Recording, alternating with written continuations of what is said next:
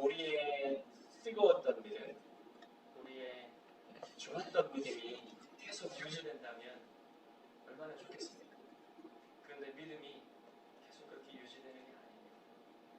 믿음은 자라기도 하고 퇴보하기도 하고 뜨겁기도 하고 차가워지기도 하고 변질되기도 하죠. 어떤 때는 영적인 눈이 밝게 깨어있어서 하나님이 하시는 일들을 잘 볼 수 있지만 어떤 때는 눈이 감겨서 졸거나 자는 것처럼 살 수가 있습니다. 하지만 하나님이 우리의 삶 가운데 일하시는 것을 경험할 때 우리의 믿음이 다시 깨어나는 것을 경험하게 되죠. 1장에서 나오미가 고통으로 인해 믿음의 눈이 가려져 있었던 것을 보았습니다. 고통스러운 현실이 너무 크기 때문에 그 현실이 보이지 하나님이 보이지 않습니다. 그래서 2장에서도 나오미가 할 수 있는 것이 별로 없어 보여요. 그러나 나오미에게는 룻이 있었어요. 룻이 나오미에게 어떤 도움이 될 수 있을까요?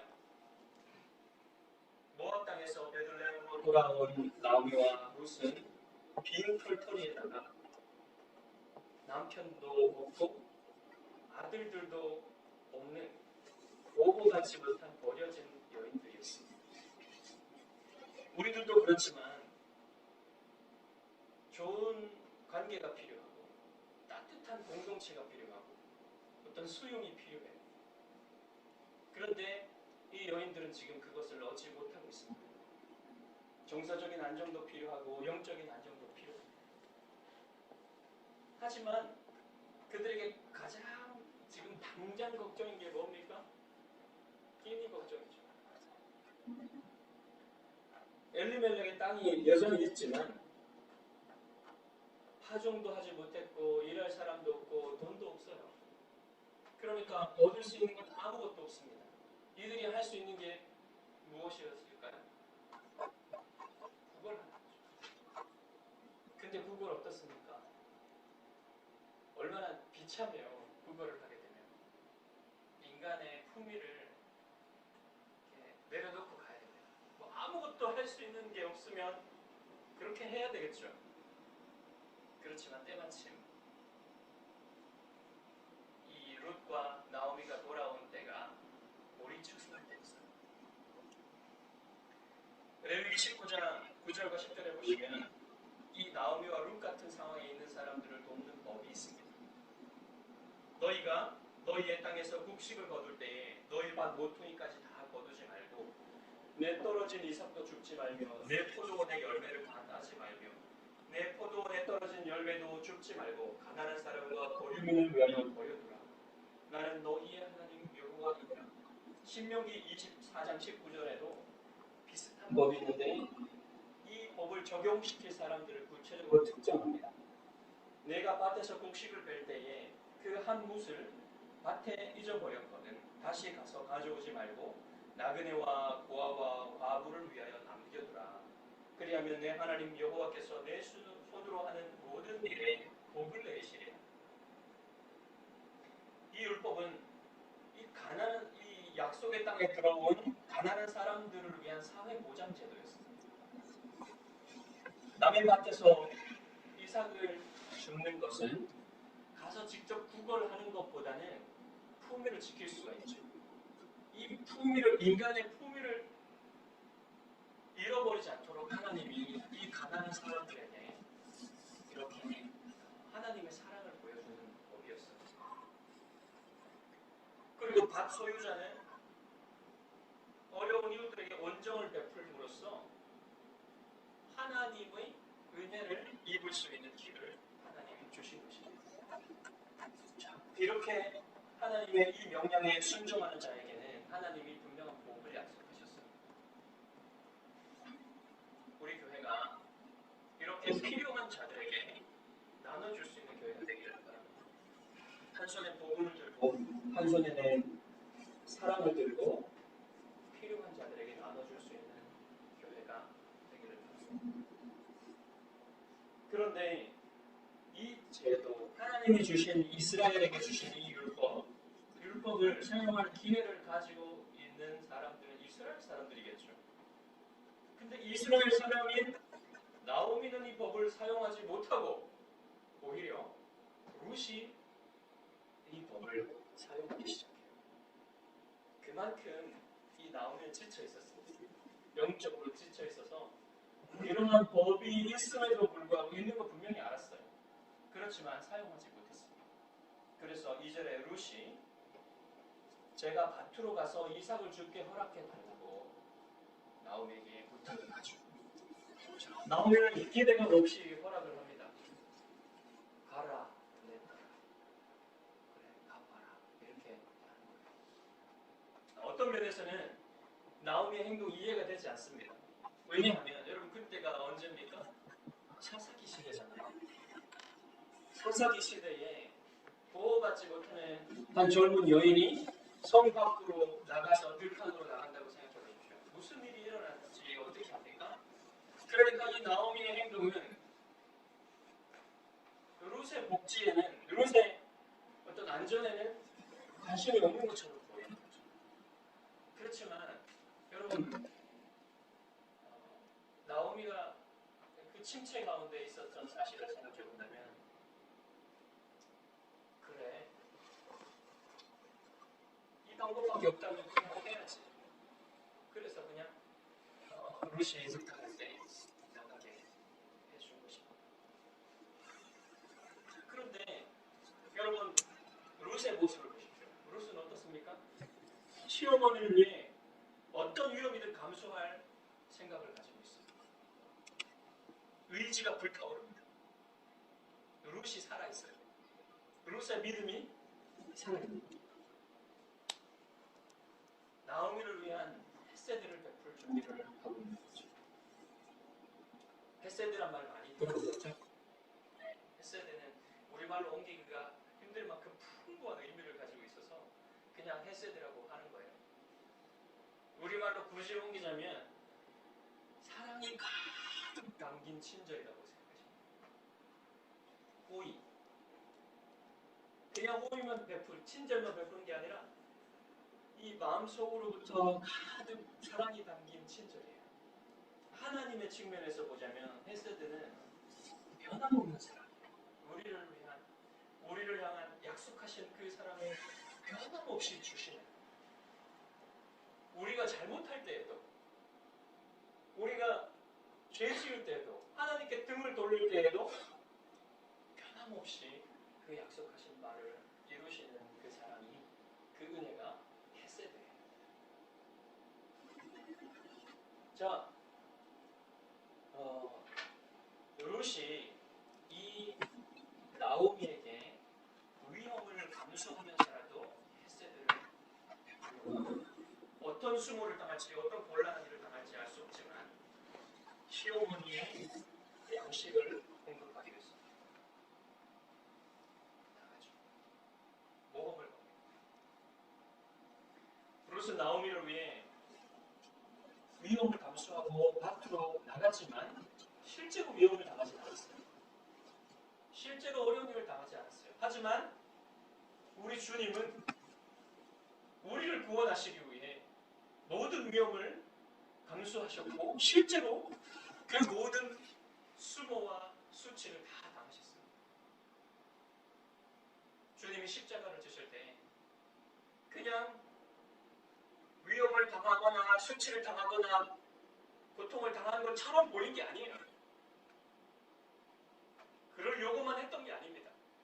실제로 우리를 위해서 모든 고통을 당하셨어요. 그래서 우리는 지금 이 순간 이렇게 정말 자유롭게 하나님 앞에 나아갈 수 있게 됩니다.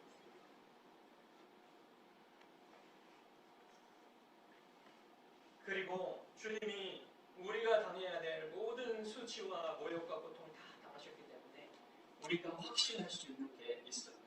사도 바울은 이것에 관하여 이렇게 말씀합니다. 로마서 8장 32절에 자기 아들을 아끼지 아니하시고 우리 모든 사람을 위하여 내주시니가 어찌 그 아들과 함께 모든 것을 우리에게 주시지 아니하겠느냐. 하나님께서 우리에게 주신 것, 하나님께서 우리에게 주신 것 중에 가장 좋은 것이 자기의 아들을 우리에게 내어주신 것입니다. 하나님에게 있는 가장 귀한 것이 하나님의 아들이에요. 그 아들을 우리에게 내어주셨기 때문에 자기 아들, 하나님께 가장 소중한 자기 아들보다 더 못한 모든 것들, 이 우리 눈에 보이는 이 모든 큰 것 같이 보이는 이 모든 피조물들, 세상의 모든 좋은 것들, 이 모든 것들은 하나님에게는 모두 예수님보다 못한 것입니다. 아들보다 못한 것입니다. 그 모든 것들을 아들을 내어주신 하나님께서 우리를 위해 주시지 않겠냐고 말씀하십니다. 그래서 우리는 하나님이 우리의 모든 필요를 공급하실 것이라는 것을 확신할 수 있습니다. 그래서 우리는 이것을 확신하기 때문에 하나님의 나라를 위해서 위험을 감수하십니다. 여러분이 이 많은 사람들에게 개척교회 하지 말라고, 개척교회 오지 말라고 말씀을 들으셨죠? 이 말 저 말을 하셨죠? 여러분이 위험을 감수하고 여기에 예수 기쁨 교회에 참여하신 것은 하나님이 아십니다. 하나님을 신뢰하십시오. 여러분 우리에게 필요한 것들을, 여러분에게 필요한 것들 하나님이 여러분보다 더 잘 아시고 하나님이 채워주실 것입니다. 룻은 지체하지 않고 아침 일찍 성문을 지나 들판으로 나갔습니다. 여러분 혼자 들판으로 나갈 때 룻의 마음이 어땠을까요? 들판을 바라보는데 고향의 들판이 생각나지 않았을까요? 고향에 두고 온 아버지, 어머니, 친구들 생각 안 났을까요?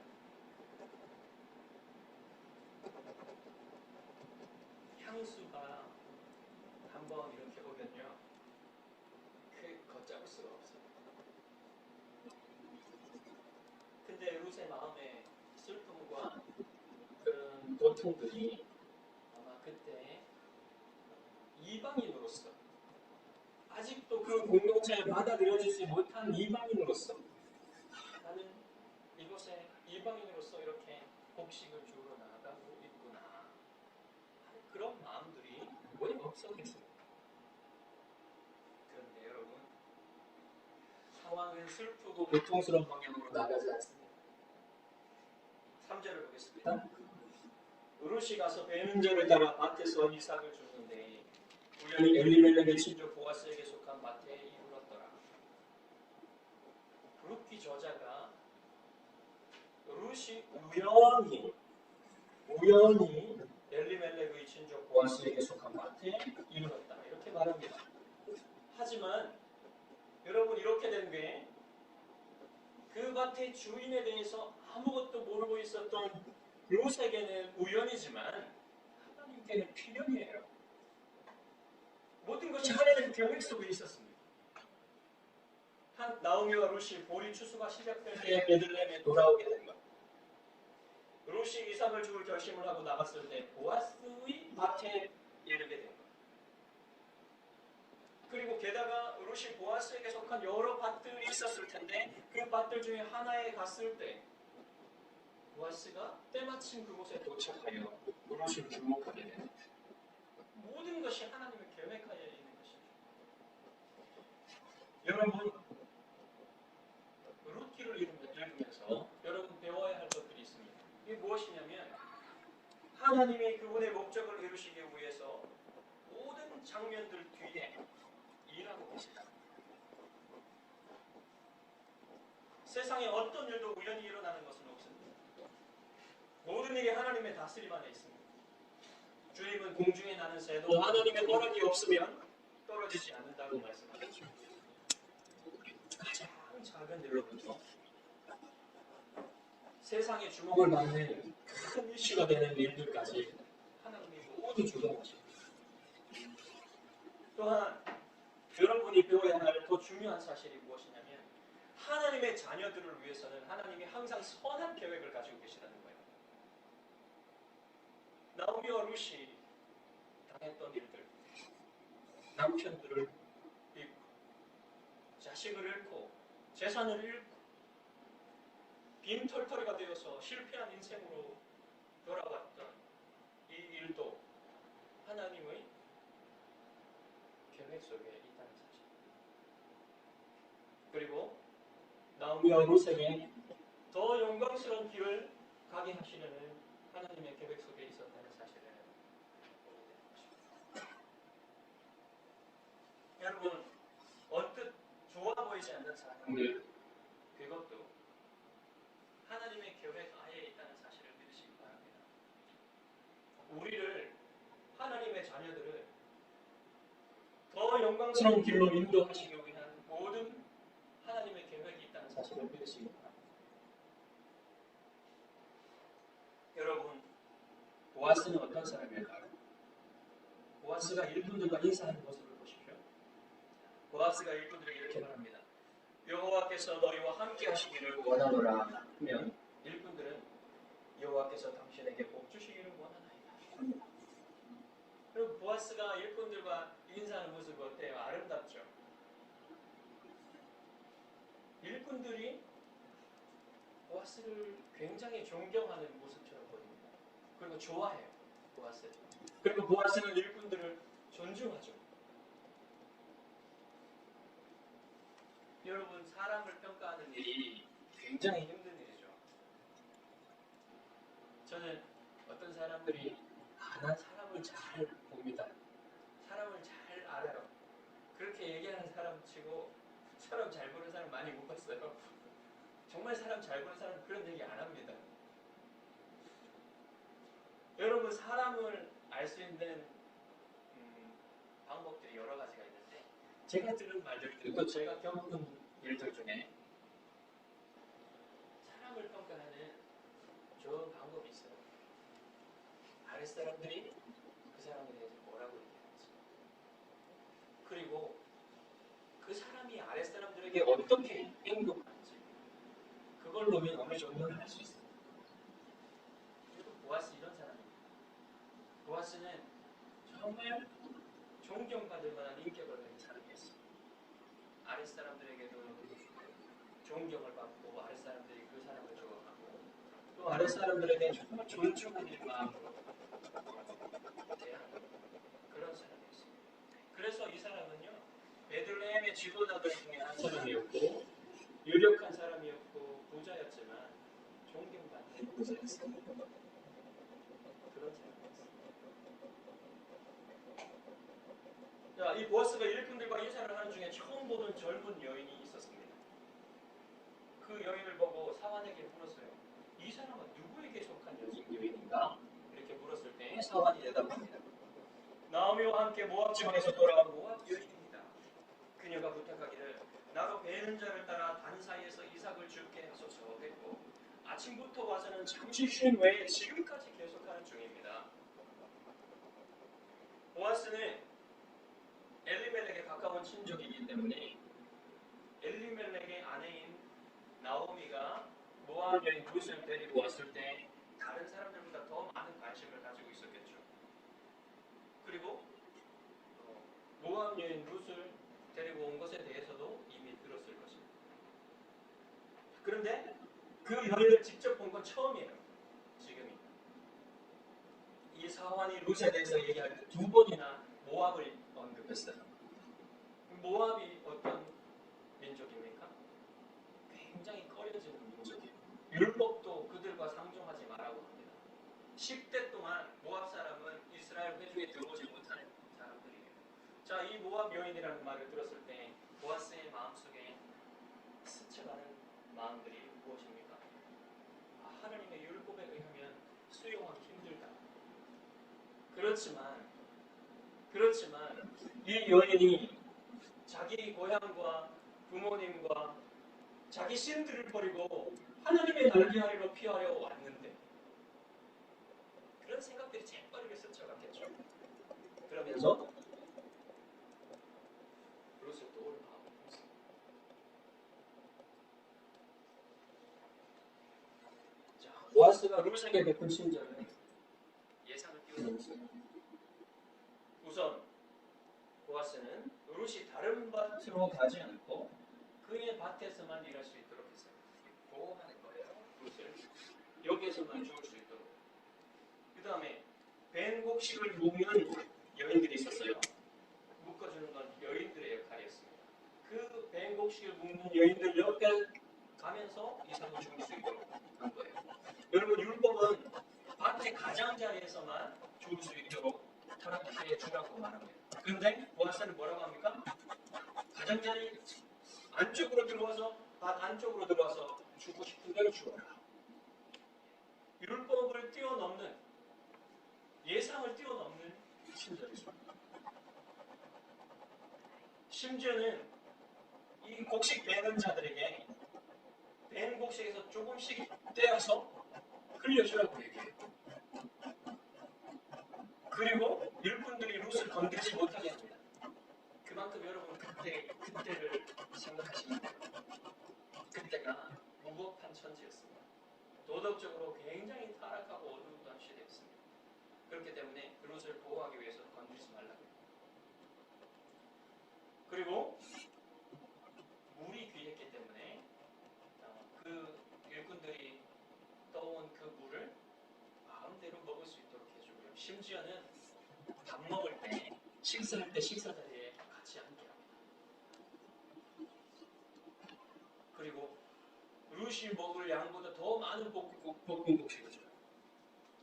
이것은 나오미를 위한 배려였습니다. 쌀할 수 있다. 우리 어머니들 같죠? 명절에 가면 외할머니들 싸주려고, 좀 더 싸주려고 못 가져가면 우리 담을 때도 없는데 트렁크에 집어넣고, 네. 어머니가 생각이 나요. 그렇지만 여러분, 보아스는 혈연도 아닌데 피도 안 섞인 사람에게, 처음 본 여인에게 예세들을 베풀고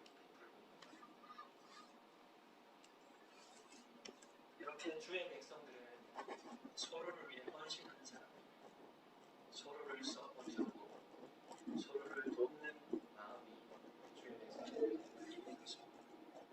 그리고 또 한 가지, 룻을 지칭하는 단어들을 보면 보아스의 친절이 어떤 것이었는지, 보아스의 친절의 온도를 느낄 수 있습니다. 8절에 보시면 내 딸아 들으라, 이삭을 주보러 다른 밭으로 가지 말며 여기서 떠나지 말고 나의 소녀들과 함께 있으라. 10절에 보시면 룻이 얼굴을 땅에 대고 절하며 말합니다. 나는 이방 여인이걸 당신이 어찌하여 내게 은혜를 베푸시며 나를 돌보시나이까. 그리고 13절에는 나는 당신의 하녀 중에 하나와도 같이 못하오나 당신이 이 하녀를 위로하시고 마음을 기쁘게 하는 말씀하셨나이다 라고 하죠. 자, 룻은 이방 여인이고 보아스의 하녀들 중에 하나보다 못한 종이라고 자신을 지칭해요. 그렇지만 보아스는 룻을 어떻게 부릅니까? 내 딸아 라고 부릅니다. 나이 차이가 상당해요. 지금 보아스랑 룻은 나이 차이가 상당히 납니다. 당시의 문화에서 이렇게 내 딸아라고 부르는 건, 제가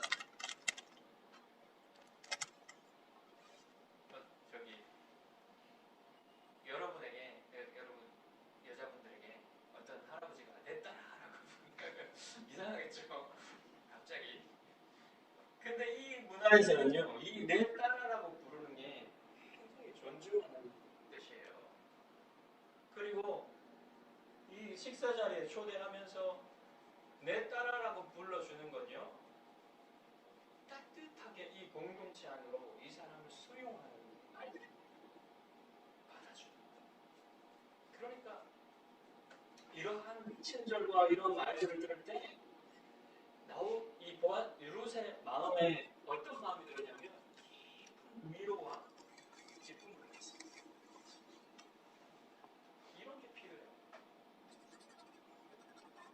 사실 음식도 되게 없죠. 근데 그 음식보다 더 큰 걸 받았어요.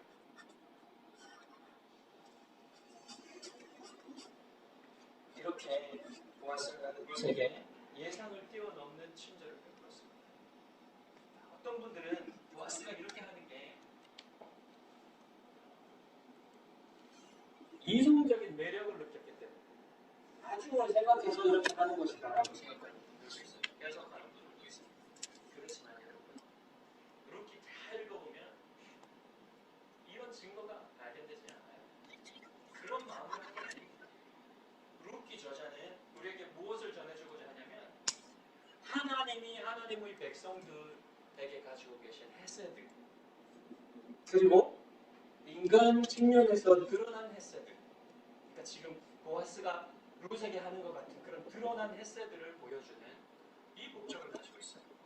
이 뒤에 하나님의 손이, 하나님의 섭리 가운데 하나님의 백성들을 지금 위해서 일하시고 계시다는 그것을 보여주는 거예요. 그게 룻기의 목적입니다. 그렇기 때문에 남녀간의 로맨스에 대한 강조는 없는 거예요. 저도 이전 교회를 사임하고 개척교회를 한다고, 교회를 개척한다고 했을 때 예상을 못했어요. 그냥 이렇게 가서 맨 땅에 헤딩하듯이 개척교회를 할 수도 있겠구나 하는 생각들을 늘 하고 살았어요. 기대가 없었습니다, 교회에. 그런데 갑자기 이 예상을 뛰어넘는 지원을 한다고 했을 때 제가 얼마나 감사했는지 몰라요. 하나님은 정말 헤세드이다. 하나님의 헤세드. 그거를 느꼈어요.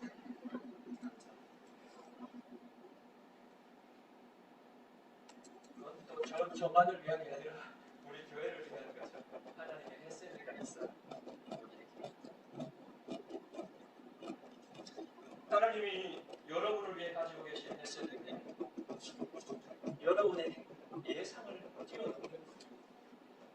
여러분이 예상하지 못한 것을 하나님 가지고 계십니다. 분명히 가지고 계십니다. 그것을 믿으시기 바랍니다. 룻과 나오미에게 보아스는 양식을 주었지만 우리 주님은 주님 자신을 주셨습니다. 우리에게. 주님이 부르신 보혈의 값으로 우리는 우리의 영원한 죄값을 갚을 수 있었고 하나님의 자녀가 되는 권세를 얻었습니다. 하나님의 자녀가 된 권세를 얻은 우리는 죽고 나서 하나님 나라에 들어가는 것이 아니라 지금 하나님 나라에 들어와 있어요.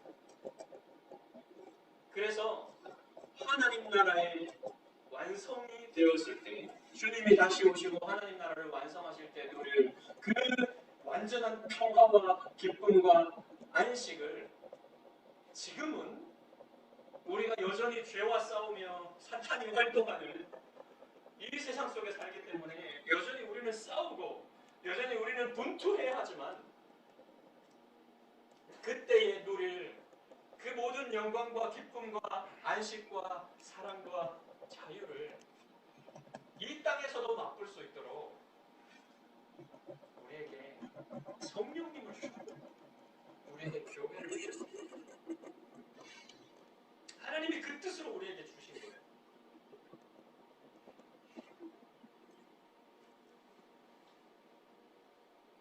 여러분이 모두 이 하나님의 헤세드를 이 땅에서도 누리기 바랍니다. 이 땅에서도 그 기쁨을 누리기 바랍니다. 자, 하나님의 헤세드는요, 인간의 얼굴을 가지고 우리에게 다가옵니다. 하나님의 얼굴이 뭐잖아요. 하나님의 헤세드가 우리에게는 인간의 모습을 보고 다가옵니다. 그때 인간의 모습을 하고 다가오는 하나님의 헤세드를 경험할 때 우리의 믿음이 다시 일깨워져. 나오미는 룻이 들고 온 그 자루를 봤으면 22리터가 되겠습니다. 한 정도 되겠죠. 22리터 되면요. 한 에바가 22리터 정도 돼요. 그리고 거기다가 항공기까지 가져왔어요. 깜짝 놀랐겠죠. 아무 기도도 하지 않았는데 보리 몇 개 가지고 오겠지. 오늘 하루 기내 때울 수 있을 만큼 가지고 올 수나 있을까? 이렇게 생각했는데 갑자기 22리터 지고 어떻게 들고 왔을까요? 다 떨어가지고 왔는데 22리터 여러분 질 수 있겠습니까? 원장님? 쉽지 않았을 거예요. 무거웠을 거예요. 근데 그 밭에서 성까지 그걸 어르신 좀 체력이 장난이 아니었나? 훔치고 왔을 때 놀라서 묻습니다. 오늘 어디서 주웠느냐? 어디서 일을 하였느냐? 너를 돌본 자에게 복이 있기를 원하노라. 오늘 일하게 한 사람의 이름은 보아스예요. 나오미가 룻에게 말합니다. 그가 여호와로부터 복받기를 원하노라. 그가 살아있는 자와 죽은 자에게 은혜 베풀기를 그치지 아니하노라. 뭔가 살아납니다. 지금 뭔가 나오미의 마음에서 살아났어요. 그 사람은 우리와 가까우니 우리의 기억을 누를 자 중에 하나이니라. 나오미는 보아스가 룻과 자신에게 베푼 그 햇새들을 보고서 그 뒤에서 일하시는 하나님의 손을 본 거예요. 나오미의 믿음이 깨어나기 시작합니다. 나오미의 마음에서 갑자기 생기가 돌아요. 자, 히브리어 원문에 보면 그가 살아있는 자와 죽은 자에게 은혜 베풀기를 그치지 아니하도다라고 말했을 때 그가 여호와를 가리키는지 보아스를 가리키는지 분명하지 않게 처리해놨어요. 문학적으로. 그런데 여러분 문맥으로 보면은요, 이 그가 여호와임이 확실합니다. 그래서 여러분 20절을 보세요. 20절을 이렇게 읽을 수 있습니다. 보아스가 여호와로부터 복받기를 원하노라. 여호와께서 살아있는 자와 죽은 자에게 은혜 베풀기를 그치지 아니하시는구나. 나오미가 이제 하나님을 새롭게 보기 시작한 겁니다. 전에는 잘못한 자를 심판하시는 재판관처럼밖에 보이지 못했지만 이제는 구원하시는 하나님, 하나님의 백성을 도우시는 하나님, 약속한 것을 분명히 지키시는 하나님, 그 하나님을 보기 시작한 거예요. 그래서 지난 과거의 일들도 새롭게 보이는 겁니다. 모압 땅에서 남편과 아들 둘을 모두 잃고 실패한 인생으로 돌아온 나를 하나님이 잊지 않으셨구나. 변함없는 사랑으로 주께 피하는 자들에게 주님의 돌보심과 주님의 햇새들을 베푸시는 하나님이시라는 것 자체를 새롭게 경험하기 시작하는 것. 하나님이 행하시는 일들을 보며 여러분의 믿음이 깨워지기를 원합니다. 여러분이 겪은 일들이 새롭게 해석되기를 원합니다. 그리하여 나오미처럼 여호와를 기쁘게 찬양하는 여러분 되시길 바랍니다. 하나님의 은혜는 인간의 얼굴을 하고 우리에게 다가온다고 말했습니다. 주님은 우리에게 그분의 사랑을 전해줄 사람들을 보내주십니다. 나오미에게는 보아스가 바로 그 얼굴이었죠. 자, 궁극적으로 우리에게는 누가 하나님의 얼굴입니까? 예수 그리스도께서 하나님 자신의 얼굴로 우리에게 보십니다. 그분을 볼 때 하나님을 알 수 있습니다.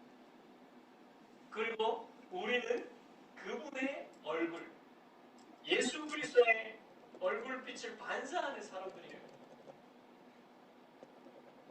그렇게 보아스가 하나님의 얼굴로서 나오며 룻에게 나타났을 때, 그렇게 했을 때 하나님이 보아스에게 복을 주셨습니다. 여러분, 하나님 복 많이 받으십시오. 많이 받으십시오. 여러분, 하나님께 무엇을 갚는 것보다 갚을 수도 없어요. 우리가 하나님의 은혜를 어떻게 갚아요? 우리가 하나도 갚을 수가 없어요. 하나님 네, 여러분, 더 좋은 게 뭔지 아십니까? 갚으려고 하는 것보다 더 좋은 게 하나님 은혜를 많이 받는 거예요. 많지 않다고. 여러분 지금보다 하나님을 더 많이 의지하시기 바랍니다. 여러분 지금보다 하나님의 은혜를 더 많이 받으시기 바랍니다.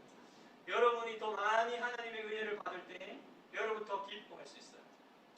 여러분의 기쁨이 넘치고 여러분의 기쁨을 하나님께 표현하고 그 기쁨을 나눠줄 때 하나님이 여러분의 삶을 통해서 영광을 받으시는 겁니다. 그래서 여러분 많이 기뻐하세요. 많이 자유하세요. 하나님의 은혜를 더 많이 사모하세요. 여러분이 더 하나님으로부터 많이 받을수록 하나님의 영광을 여러분이 삶에서 돌려드릴 수 있는 겁니다.